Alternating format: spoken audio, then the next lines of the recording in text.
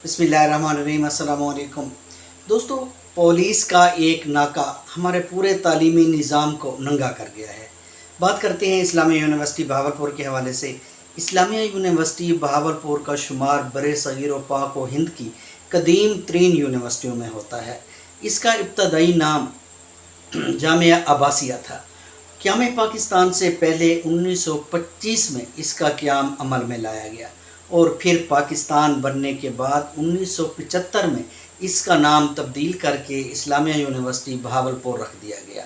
और इस्लामिया यूनिवर्सिटी बहावलपुर उस वक्त एशिया की 500 और पाकिस्तान की 3 बेहतरीन यूनिवर्सिटियों में इसका शुमार होता था, मगर आजकल ये एक मंशियात और जिनसी हरासानी के स्कैंडल में बहुत बुरी तरह फंस चुकी है और बदनाम हो चुकी है। इस्लामी यूनिवर्सिटी बहावलपुर का जो स्कैंडल था, अब हम इसके बारे में थोड़ी सी डिस्कस करते हैं कि इसमें जो स्टाफ था, जो सिक्योरिटी ऑफिसर थे, जो प्रोफेसर हजरात थे, जो असातिज़ा कराम थे या कुछ बाकी लोग जो थे, सिर्फ उनका कसूर था या जो लड़कियां थी, जो वहाँ के स्टूडेंट्स थी, क्या उनका भी इसमें कोई कसूर है?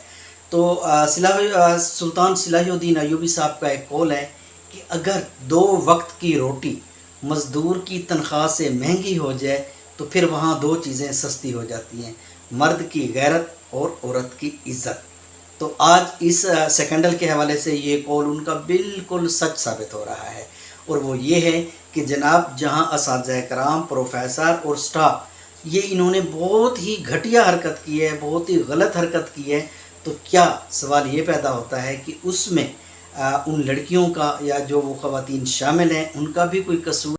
क्या इस स्कैंडल की सारी जो ज़िम्मेदारी है, सारा जो कसूर है, सारी जो गलती है वो वहाँ के असातिज़ा की है, प्रोफेसर की है, स्टाफ की है, या वहाँ पर रहने वाली जो लड़कियाँ हैं जो इसमें इन्वॉल्व थी, जो इसमें मुलव्वस थी, क्या उनका भी कोई कसूर है?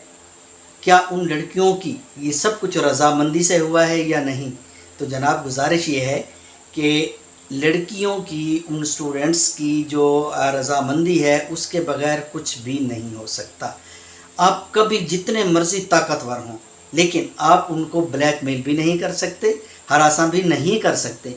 क्यों? अगर आप उनको ब्लैकमेल या हरासा करते तो 65,000 के करीब वहाँ पे तादाद है लड़कियों की और लड़कों की, तो वो बाकी लोग ब्लैकमेल क्यों नहीं हुए? ये वो लोग थे जिनकी अपनी मर्ज़ी शामिल थी और ये सब कुछ उनकी रज़ामंदी से ही किया गया है। अगर उनकी रज़ामंदी ना होती, जी दोस्तों, वो कहते हैं कि गरीबी मर्द को नंगा करती है और पैसा औरत को, और ये कौल भी जिसका भी है ये भी दुरुस्त ही है। कुछ चैनल्स पे और कुछ यूट्यूब पे ऐसी वीडियोज़ हैं जिसमें ये ज़हर किया गया है कि हमारे मुआशरे की जो औरत है वो बहुत ही मज़लूम और बहुत ही मासूम और बहुत ही कमज़ोर है। तो जनाब वाला, हकीकत इसके बिल्कुल उलट है, हकीकत इसके बिल्कुल ख़िलाफ़ है। हमारे मुआशरे की औरत बहुत मज़बूत है, हमारे मुआशरे की औरत बहुत ताकतवर है, बहुत पावरफुल है। ये चाहे तो सरेआम आपकी पगड़ी उछाल के रख देती है, ये चाहे तो आपका घर जहन्नम बना सकती है, ये चाहे तो 1 मिनट से पहले आपको बदनाम कर सकती है, ये चाहे तो आपके बखे उधेड़ के आपको लीरो लीर कर सकती है, और अगर ये चाहे तो आपका घर जन्नत बना सकती है। हमारे मुआशरे की औरत बहुत मज़बूत है, बहुत चालाक है। अब सवाल ये पैदा होता है कि क्या यूनिवर्सिटी की जो इंतज़ामिया है वो, या हमारे जो इदारे हैं, कानून के इदारे हैं, क्या वो कुछ ऐसी हरकत में आएंगे, कुछ ऐसा लाहे अमल बताएंगे, तैयार करेंगे जिससे जो कसूरवार हैं उनको सज़ा मिल सके और यूनिवर्सिटी इस बदनामी से निकल आए, ताकि दूसरे लोगों का जो मुस्तकबिल है, जो तालीम है, उनका हर्ज ना हो, मुस्तकबिल उनका ख़राब ना हो। लेकिन हमें अपने इंसाफ के जो इदारे हैं उनसे इंसाफ की तवक्को है ही नहीं। क्यों?